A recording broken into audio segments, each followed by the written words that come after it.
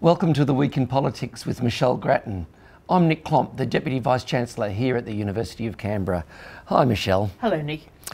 Parliament sat this week in the wake of the Wentworth by-election. The loss of the former safe Liberal seat has resulted in a hung Parliament. How has government morale been this week?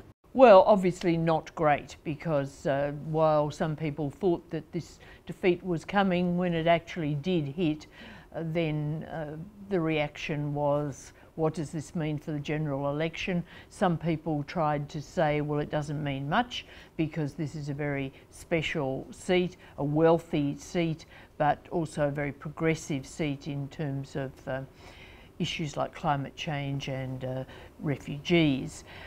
Overall, though, I think people realise that this does show that the Liberals are in real trouble for the election, and it's looking harder and harder to turn around what is a pretty negative view of them in the community. Under pressure from some of its backbenchers and from the crossbench, the government has been considering ways to get refugees off Nauru and Manus.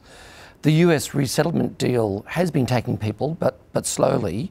The government now seems to be transferring children and their families to Australia, again, fairly slowly and quietly. But there seems to be mixed signals about its willingness to do a resettlement deal with New Zealand.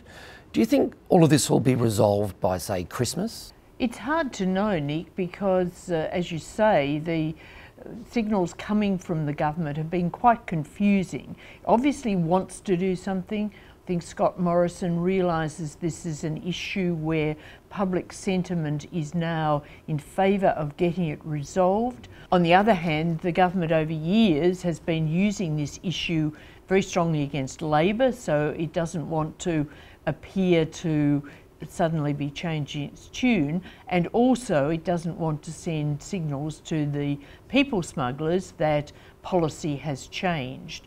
So we're just hearing a very mixed and uncertain set of messages coming at the moment.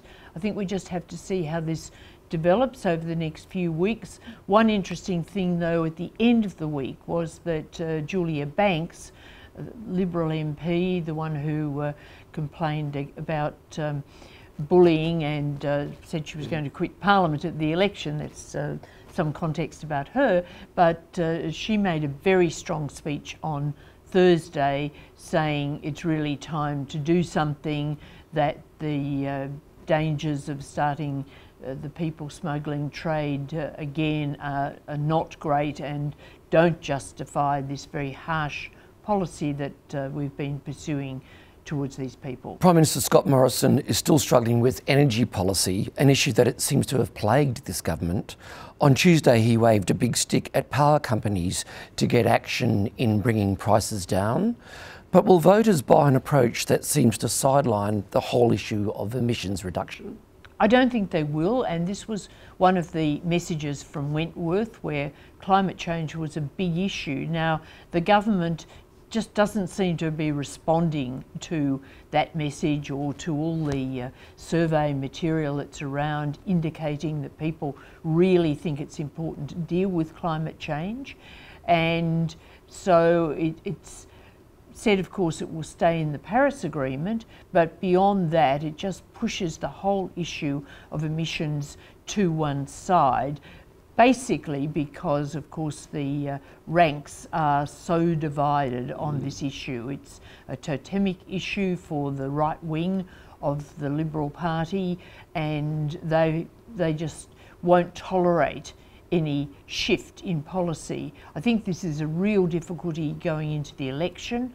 The big stick approach is alienating business and probably will only work to a very marginal extent anyway. So the government could find that come next year, when it goes to the polls, prices are still more or less as high as they are, or only very marginally down. Going forward, how will the coalition, whether it's in power or not, deal with this issue? Will it take a few individuals to be sidelined? Will it take great leadership? I'm having trouble imagining how they'll deal with this into the future. They're having a fair bit of trouble themselves.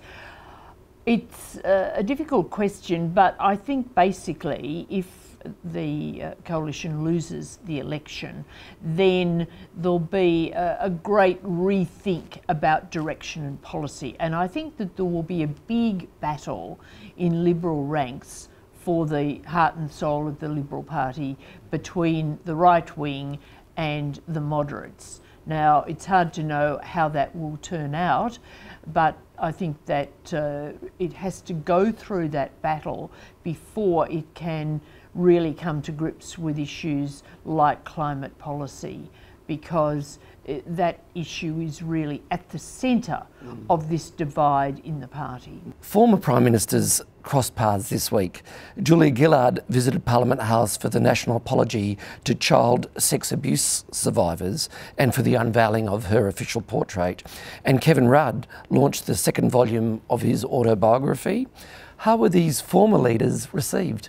Well, Kevin Rudd is not a very popular figure in parts of the Labor Party. He's regarded as really carrying on wars that Labor would rather put behind them, and of course his book does that. So I think in terms of his reception, his old supporters were there and welcoming, but many people in the Labor Party just thought, well, let's leave the past behind us. It's interesting that at his book launch, Julie Bishop was one of those present, and of course those two are quite friends from their common background in foreign policy and foreign affairs. On the other hand, Julia Gillard is a very popular figure in the party, and she was also very much welcomed at the ceremony, at the apology ceremony for the end of or the outcome of the Royal Commission. And so she had a particularly good week, and there was that portrait, which is a very interesting sort of portrait, very different from the portrait of most Prime Ministers. She said indeed that she wanted to emphasise that her Prime Ministership was different, of course, the first female Prime Minister in our history, and the portrait is a big one of her face rather than the normal sort of full length or half length that the other portraits are. So it'll be interesting to see what the public reaction to that portrait is. I think it'll be good. I loved it. Did you think it was good? I think it's certainly very arresting, and it does convey quite a lot about her. Michelle, thank you again. Thanks, Nick.